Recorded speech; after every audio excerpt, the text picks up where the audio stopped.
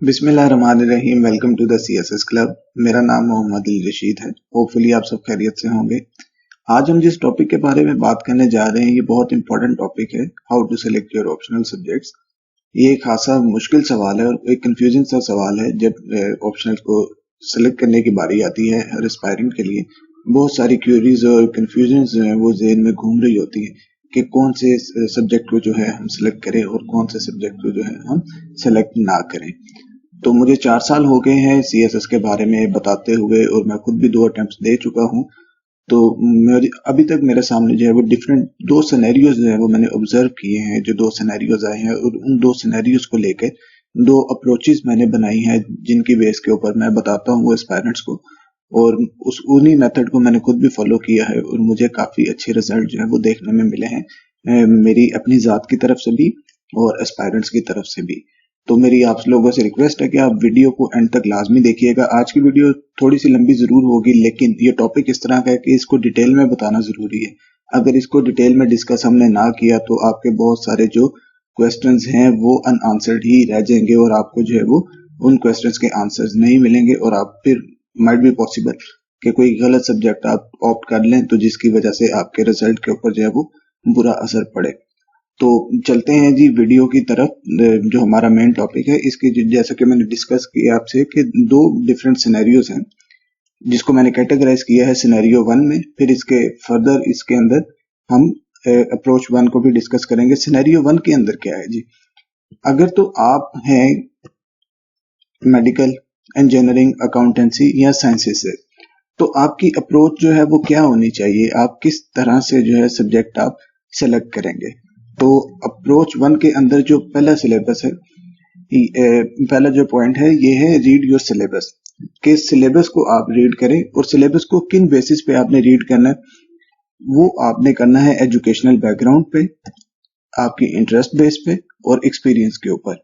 जब आप सिलेबस को इन 3 पॉइंट्स के ऊपर रीड करेंगे तो फिर आप उसमें क्या करेंगे, उस बेसिस पे आप अपने जो सब्जेक्ट्स हैं उनको शॉर्ट लिस्ट करेंगे। फिर जो शॉर्ट लिस्ट आपके सब्जेक्ट्स हैं उनके आप जो टॉपिक्स हैं आप उनको गो थ्रू करेंगे। फिर गो थ्रू करने के बाद टॉपिक्स को आप जो पास्ट पेपर है उसका आप एनालिसिस करेंगे। अब ये किस तरह से ये तीनों ये सारी चीजें हम करेंगे ये मैं अभी आपको इलेबोरेट करता हूँ। जी, ये सिलेबस ओपन कर लिया है मैंने जो एफपीसीएससी की तरफ से गिवन है। अभी सिलेबस को फर्दर देखने से पहले आपको कुछ जेनेरिक इंफॉर्मेशन इसकी पता होना चाहिए कि हमारे 600 नंबर के ऑप्शनल सब्जेक्ट होते हैं और 600 नंबर के हमारे कंपलसरी सब्जेक्ट्स होते हैं। टोटल 1200 नंबर होते हैं। ये 600 के जो ऑप्शनल्स होते हैं इनमें हमें 7 ग्रुप्स दिए गए हैं एफपीसीएससी की तरफ से, जिनमें हमें एक 100 नंबर के या तो हम 6 जो सब्जेक्ट हैं वो ले सकते हैं या एक 200 नंबर का सब्जेक्ट लेकर बाकी जो 4 उसके साथ है हम 100 वाले लेकर और अपना 600 का पूरा कर सकते हैं। तो अभी सपोज करते हैं कि जी कि मेरा जो बैकग्राउंड है, एकेडमिक बैकग्राउंड है, वो अकाउंटेंसी एंड ऑडिटिंग का है। मैं पहले ग्रुप की तरफ जब देखता हूं तो पहला ही इसमें जो सब्जेक्ट मुझे वो नजर आता है वो अकाउंटेंसी और ऑडिटिंग का नजर आता है। मैं क्या करता हूँ, मैं इसको शॉर्टलिस्ट कर लेता हूँ on the basis of my educational background. तो सेकंड ग्रुप की तरफ जब जाते हैं तो सेकंड ग्रुप में पहले 2 जो है ये मेरे बैकग्राउंड एजुकेशनल बैकग्राउंड के साथ नहीं आते हैं। स्टैटिस्टिक्स को मैं देखता हूँ कि ये मेरे एजुकेशनल बैकग्राउंड के साथ कॉम्प्लीमेंट करता है, लेकिन मैं इसको ऑप्ट नहीं करता क्योंकि मेरी इसमें जो एरिया ऑफ एक्सपर्टीज जो है वो नहीं है। मैं जंप करता हूँ जी ग्रुप 3 की तरफ। तो ग्रुप 3 में देखते हैं तो बिजनेस एडमिनिस्ट्रेशन जो है मुझे नजर आता है। मैं फौरन से इसको ले लेता हूँ on the basis of my educational background. ये जो 2 सब्जेक्ट मैंने सिलेक्ट किए हैं और जो छोड़े हैं वो मैंने अपने एजुकेशनल बैकग्राउंड के बेस के ऊपर छोड़े हैं। अब जब ग्रुप 4 के ऊपर आते हैं तो अब इधर आके हिस्ट्री का सेक्शन मुझे देखने में मिलता है। जब हिस्ट्री का सेक्शन मेरे सामने आता है तो यहाँ पे मेरा एजुकेशनल बैकग्राउंड जो है वो आके यहाँ पे सपोर्टिव नहीं है। तो मैं क्या करता हूँ, मैं हिस्ट्री ऑफ यूएसए ले लेता हूँ मेरे इंटरेस्ट की बेस के ऊपर। फिर इसी तरह जाते हैं ग्रुप 5 में। तो ग्रुप 5 में जाके मैं क्या करता हूँ, मैं देखता हूँ जी अब यहाँ पे तो मुझे सारे एलियन लग रहे हैं सब्जेक्ट मेरे एजुकेशनल बैकग्राउंड की बेसिस के ऊपर, लेकिन यहाँ पे भी मेरा इंटरेस्ट आता है जी जेंडर स्टडीज में। वो क्यों कि मैंने जेंडर स्टडीज के बारे में काफी जर्नल्स जो है वो पढ़े हुए हैं। तो इस बेस पे मैं क्या करता हूँ, मैं जेंडर स्टडीज को यहाँ पे शॉर्ट लिस्ट कर लेता हूँ on the basis of my interest. अब जी ग्रुप 6 की तरफ आते हैं। छठे ग्रुप में जब देखते हैं तो ये लॉ का सेक्शन है। लॉ के सेक्शन में मुझे यहाँ पे क्रिमिनोलॉजी के अलावा और कुछ भी नजर नहीं आ रहा, लेकिन यहाँ भी मैं क्रिमिनोलॉजी को स्टैटिस्टिक्स की तरह मैं छोड़ देता हूँ। किस लिए कि मेरा इसमें इंटरेस्ट तो है, लेकिन उस लेवल का नहीं है कि मुझे फील नहीं अंदर से आ रही कि मैं इसको लूं। तो इसलिए मैं क्या करता हूँ जी, मैं देखता हूँ कि ठीक है अभी आखिरी ग्रुप है, इसमें देखते हैं शायद कोई सुटेबल ऑप्शंस मिल जाए। तो यहाँ पे देखते हैं जी, तो मुझे पंजाबी नजर आता है। पंजाबी को मैं ले लेता हूँ दो बेसिस के ऊपर, एक तो मेरा इंटरेस्ट और सेकंड मेरा एक्सपीरियंस। एक्सपीरियंस इस तरह से कि मैंने सूफीज्म के बारे में थोड़ा सा पढ़ा हुआ है और मेरी कुछ गैदरिंग इस तरह की है कि मैं इन लोगों के साथ बैठता हूं तो मुझे इनका पता है कि पंजाबी का जो अदब है वो किस तरह से काम करता है, तो उसके क्या जो चीजें, इस वजह से मैं अपनी इन बेसिस के ऊपर पंजाबी को ले लेता हूं। अब आपको यहां तक तो समझ आ गई होगी कि अगर आप सोशल साइंसेस के स्टूडेंट नहीं हैं, आप मेडिकल इंजीनियरिंग, अकाउंटेंसी या कंप्यूटर साइंसेस से हैं, तो इकोनॉमिक्स वगैरह से हैं, तो आपको किस तरह से आपने सब्जेक्ट्स जो हैं आपने सिलेबस से 3 बेसिस के ऊपर आपके एजुकेशनल बैकग्राउंड, इंटरेस्ट और आपके एक्सपीरियंस की बेस के ऊपर किस तरह से आपने सब्जेक्ट्स को जो है वो शॉर्टलिस्ट करना है। अब आपके ये सब्जेक्ट्स जो हैं ये शॉर्टलिस्ट हो चुके हैं। अब नेक्स्ट जो हमारा पॉइंट है, अब आपने नेक्स्ट क्या करना है, जब आपके सब्जेक्ट्स जो आपने शॉर्टलिस्ट कर लिए हैं तो अब जाके आप कोई भी रैंडमली इनमें आप एक अपना सब्जेक्ट लें और उसके जो सिलेबस के अंदर जो टॉपिक्स गिवन है आप उनको उनका एनालिसिस करें और देखें कि आपने जो पहले पढ़ा होगा, जो आपका एजुकेशनल बैकग्राउंड आपकी ये उसको कॉम्प्लीमेंट करता है या उसके अकॉर्डिंगली है। अगर तो है तो आप इसको ऑप्ट करें, अगर तो नहीं है तो आप उसको फिर रहने दें। लेकिन ये भी मैं अभी बताता हूँ कि आप उसको किस तरह से देखेंगे। जी मैं जैसे ही इसके टॉपिक्स की तरफ आया हूँ, अकाउंटेंसी और ऑडिटिंग की तरफ, तो अब मेरे इसमें 2 पेपर हैं जी, पेपर 1 है और पेपर 2 है। पेपर 1 जो है वो 100 मार्क्स का है और पेपर 2 जो है वो भी 100 मार्क्स का है और ओवरऑल इसके 200 मार्क्स हैं। अब पेपर 1 को मैं देखता हूँ तो पेपर 1 के अंदर मुझे 2 सेक्शन नजर आ रहे हैं जी फिल वक्त। सेक्शन ए है और सेक्शन बी है। सेक्शन ए 50 मार्क्स पे डिवाइड किया गया और सेक्शन बी जो है वो भी 50 मार्क्स पे जो है वो डिवाइड किया गया है।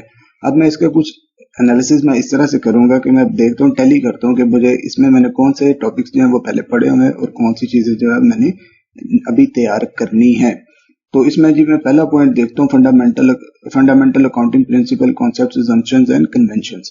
ये तो जी मुझे आता है। अकाउंटिंग साइकिल है, प्रोसेस एंड फाइनेंशियल स्टेटमेंट्स, जी ये भी मुझे आता है। Attributes and significance of accounting information. Suppose जी ये मुझे ये जो ओवरऑल 7 इन्होंने सेक्शन ए के अंदर दिए हुए हैं, इन 7 में से मुझे 5 आते हैं।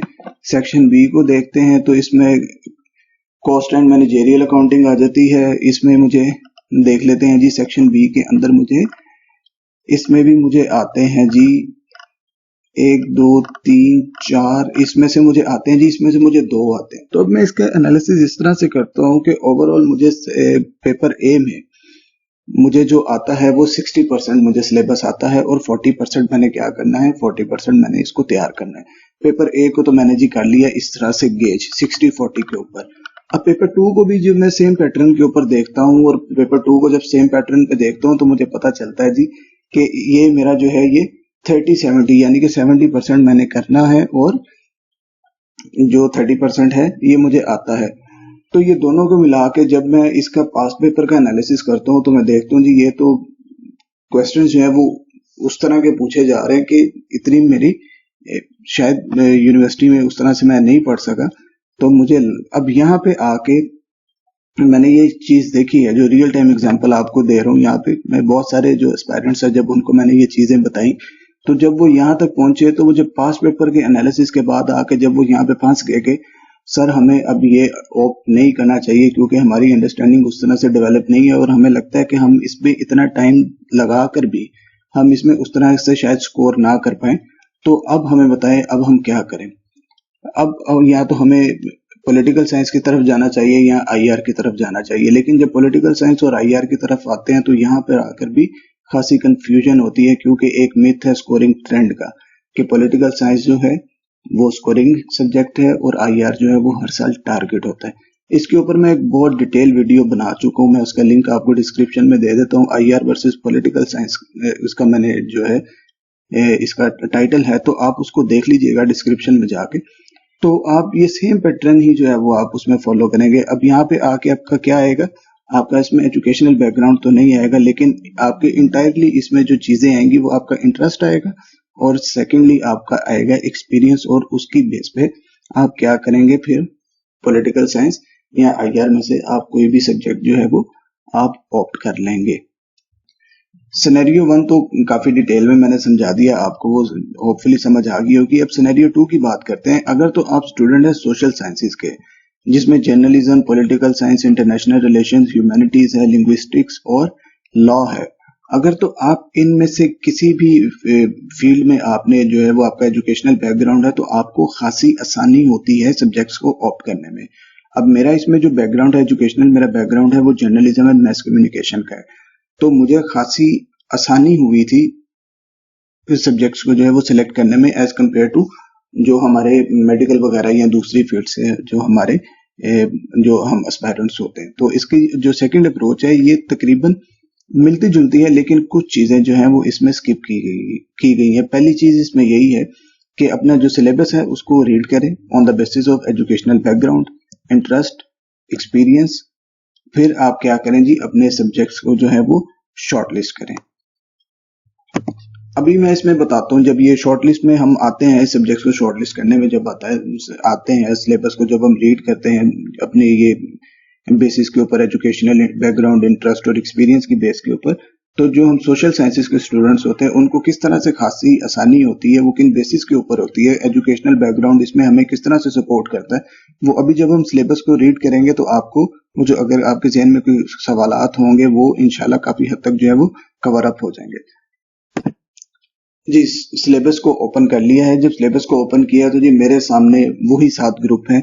अब इन ग्रुप्स में मैं देखता हूँ जी मेरा एजुकेशनल बैकग्राउंड, क्योंकि मैंने बताया कि जर्नलिज्म एंड मैस कम्युनिकेशन का है, तो जर्नलिज्म और मैस कम्युनिकेशन में मैंने ये दोनों सब्जेक्ट्स जो है वो पढ़े हुए हैं, पॉलिटिकल साइंस और इंटरनेशनल रिलेशंस। अब ये मैं आईआर और पॉलिटिकल साइंस को मैं देखता हूँ कि इनमें मेरा सबसे ज्यादा इंटरेस्ट किस में है और मेरी इसमें एक्सपर्टीज जो है वो किस में है, तो मैं इनके गेज करने में मुझे थोड़ी सी डिफिकल्टी होती है, क्योंकि मेरा दोनों में ही जो है वो मुझे लगता है कि तकरीबन सेम ही है, 50-50 है। तो मैं क्या करता हूँ कि ठीक है, मैं पॉलिटिकल साइंस को मैंने ले लिया, ठीक है, ये रियल टाइम एग्जांपल आपको बता रहा हूँ।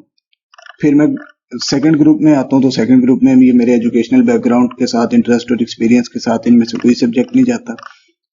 थर्ड ग्रुप में भी सेम है मेरे लिए। मैं फोर्थ ग्रुप में आता हूँ, तो अब यहाँ पे आके मेरा इस्लामिक हिस्ट्री एंड कल्चर जो है ये प्योरली बेस करता है मेरे इंटरेस्ट के ऊपर, और मैंने कुछ इसका एक्सपीरियंस मेरा ये है कि मैंने इसको काफी पढ़ा हुआ है और इसमें मैंने कुछ लिखा भी हुआ है। इसकी वजह से मैं क्या करता हूँ, मैंने इस्लामिक हिस्ट्री और कल्चर मैंने इसको ले लिया। अब जब ग्रुप 5 में आते हैं तो ग्रुप 5 के अंदर जेंडर स्टडीज को मैंने ऑप्ट किया जी। जेंडर स्टडीज को इसलिए मैं सिलेक्ट करता हूँ क्योंकि जर्नलिज्म और मैस कम्युनिकेशन का मेरा बैकग्राउंड है, तो उसमें मैंने बहुत ज्यादा इसको पढ़ा हुआ है। हमने इसकी वेव्स के बारे में पढ़ा है, फिर पाकिस्तान के अंदर जो मूवमेंट चल रही है उनके बारे में पढ़ा है, इनका जो स्कोप है ओवरऑल पूरी दुनिया के अंदर जेंडर स्टडीज का वो पढ़ा है, फिर फेमिनिज्म के बारे में, मस्कुलिनिटी के बारे में, तो मैंने ये काफी पढ़ा हुआ था शुरू में ही अपने मास्टर्स के अंदर, तो मैंने उसकी बेस पे जो है इसको सिलेक्ट कर लिया जेंडर स्टडीज को। अब जब छठे ग्रुप में आते हैं तो यहाँ पे ये सारे लॉ का सेक्शन है ओवरऑल, तो इसमें आके मुझे क्रिमिनोलॉजी नजर आता है। अब क्रिमिनोलॉजी जो है, हम एक सब्जेक्ट पढ़ते हैं इन्वेस्टिगेटिव जर्नलिज्म हमारी फील्ड के अंदर, जो मेरी जो पर्टिकुलर फील्ड है मैस कम्युनिकेशन एंड जर्नलिज्म की।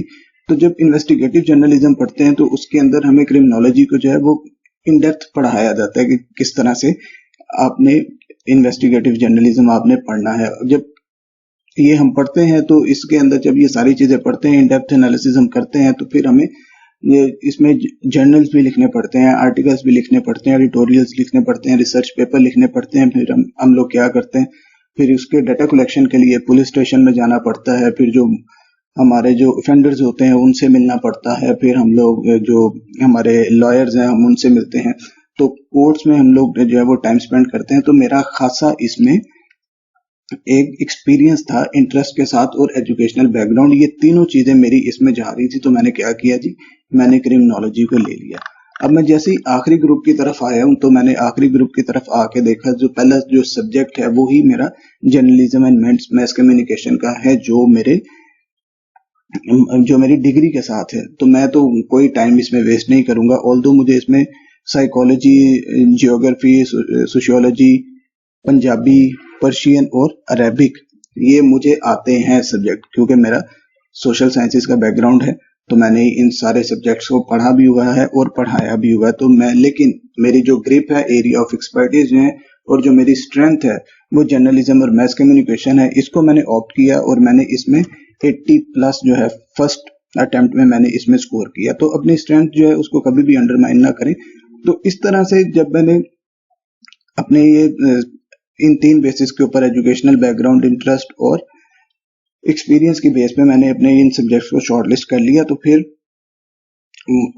आपका नेक्स्ट स्टेप वही होना चाहिए कि आप जाके फिर भी एक मर्तबा आप अपने देख सकते हैं कि इसमें कौन से टॉपिक्स हैं। लेकिन वो आप टॉपिक इसलिए नहीं देखते कि अब आपने उसमें से आपको आया कि वो आते हैं कि नहीं, क्योंकि ये पहले ही आपने, जैसे कि मैंने बताया, सोशल साइंसेज से अगर आपका ताल्लुक है तो आपने इसमें से काफी जो इसमें जो सब्जेक्ट दिए हुए हैं एफपीसीएससी की तरफ से, उसमें से काफी सब्जेक्ट्स हमने ऑलरेडी पढ़े होते हैं। तो इसलिए कोई इतनी खासी दिक्कत होती नहीं है सब्जेक्ट को सिलेक्ट करने में, और ना ही होनी चाहिए जो सोशल साइंसेज के है। खासतौर पर मैं बार बार रिपीट कर रहा हूँ इसको। तो इस तरह से हम लोग जो है इसको, हमने ये सब्जेक्ट को सिलेक्ट जब कर लिया है, तो जब हम इसको एनालिसिस करते हैं तो वो इसलिए करते हैं कि कितने परसेंट हमें आता है सब्जेक्ट और कितने परसेंट अभी हमें करने वाला है। तो वो एक अपनी वो स्केड्यूल बनाने में एक आसानी होती है। वो कैसे स्केड्यूल वगैरह बनाते हैं वो हम नेक्स्ट वीडियो में हम उसको डिस्कस करेंगे इंशाल्लाह। तो यहाँ तक तो होपफुली आपको समझ आ गई होगी। अब इसमें कौन सी चीजें ऐसी हैं जो आपने नहीं करनी, जिसकी वजह से आपकी डिसीजन जो है वो आप गलत लेकर, तो आप सीएसएस की अपनी जो एक सफर है आप उसको जो है वो खराब कर सकते हैं। तो उन चीजों को आप लाजमन कंसीडर करिएगा। तो अभी मैं वो आपको बताता हूँ कि वो कौन सी ऐसी चीजें हैं जो आपने नहीं करनी। जी, ये कुछ चीजें हैं जो आपने नहीं करनी। Do not select a subject against your interest. कभी भी अपने इंटरेस्ट के अगेंस्ट जाके आप अपने सब्जेक्ट जो है उसको कभी भी सेलेक्ट मत कीजिए। ये उन लोगों के लिए है जिनका सोशल साइंसेस से का बैकग्राउंड नहीं है, और जिनका सोशल साइंसेस से बैकग्राउंड है और जो सब्जेक्ट उनके फील्ड से रिलेटेड हैं, उसके बाद जब बारी आती है इंटरेस्ट बेस के ऊपर या एक्सपीरियंस बेस के ऊपर सब्जेक्ट को सिलेक्ट करने की, तो कभी भी अपने इंटरेस्ट के अगेंस्ट मत जाइए।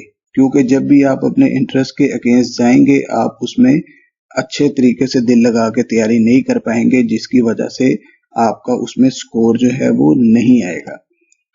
सेकंड आपने क्या करना है, सेकंड आपने करना है do not follow the scoring trend. ये एक बहुत बड़ा मिथ है हमारे यहाँ पे पाया जाता है जी, कि आईआर जो है वो टारगेट हो रहा है और पॉलिटिकल साइंस जो है ये स्कोरिंग सब्जेक्ट है। ऐसे बिल्कुल भी नहीं है। ये स्कोरिंग ट्रेंड्स को आप कभी भी ना इस तरह से कंसीडर करें कि ये स्कोरिंग ट्रेंड है तो इस तरह से हम इसको कर लेते हैं। तो बेशक वो स्कोरिंग ट्रेंड सपोज हम कर लेते हैं, अगर ये आईआर और पॉलिटिकल साइंस का अगर ये स्कोरिंग ट्रेंड चल भी रहा है, सपोज कर रहे हैं इसको, तो इसमें होगा क्या, अगर तो आपका इसमें इंटरेस्ट नहीं है, आपकी इसमें एक्सपर्टीज नहीं है, तो आप क्या कर लेंगे। और ये अगर आपको ओवरऑल 200 में से 170 भी अगर दे रहा होगा तो आपका इंटरेस्ट नहीं है, एरिया ऑफ एक्सपर्टीज नहीं है, तो बिलीव मी आप इसमें जो है वो 120, 115 भी जो है 115 भी आप इसमें जो है वो, मुझे नहीं लगता कि उससे आप ऊपर आप जा सकते हैं। तो कभी भी इन चीजों को जो है वो आप फॉलो मत कीजिए। ये जो स्कोरिंग ट्रेंड्स होते हैं इनको कभी भी कंसीडर मत कीजिए।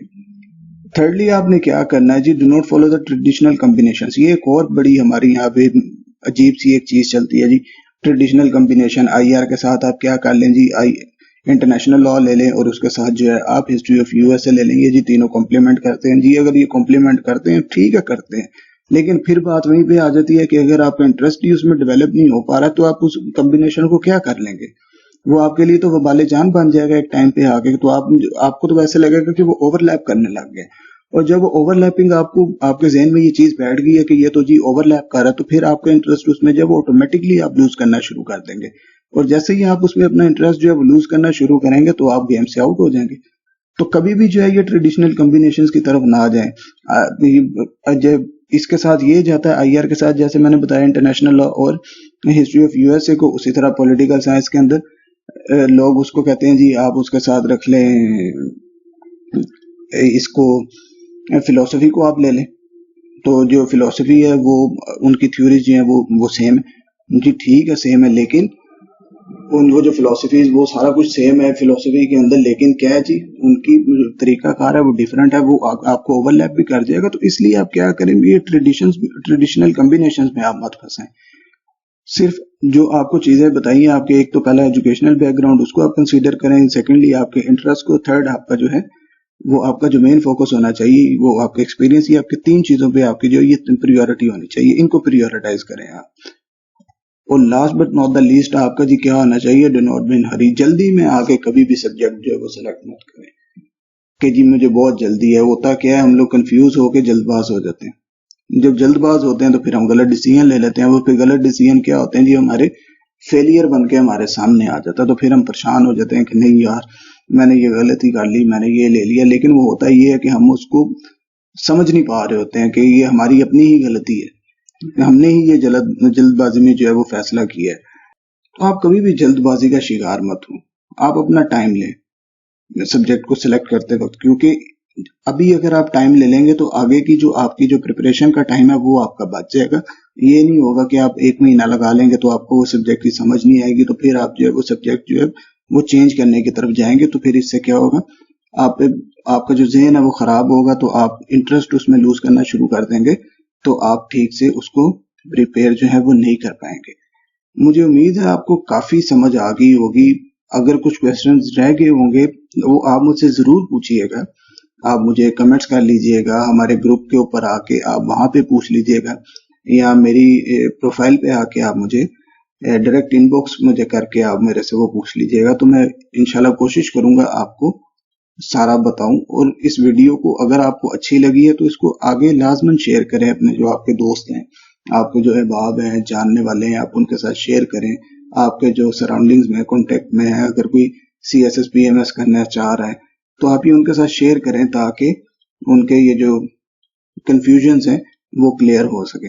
आप अपना बहुत सारा ख्याल रखिएगा। अगर आपको ये वीडियो पसंद आए तो चैनल को जो है वो आप सब्सक्राइब लाजमी कर लीजिए, क्योंकि इससे होगा ये कि आप लोगों को जो इस तरह की इंफॉर्मेटिव वीडियोस हैं वो टाइमली अवेलेबल होती रहेंगी और आप लोग कोई अच्छा डिसीजन जो है वो ले सकेंगे। अपना बहुत सारा ख्याल रखिएगा, दुआओं में याद रखिएगा। अल्लाह हाफिज।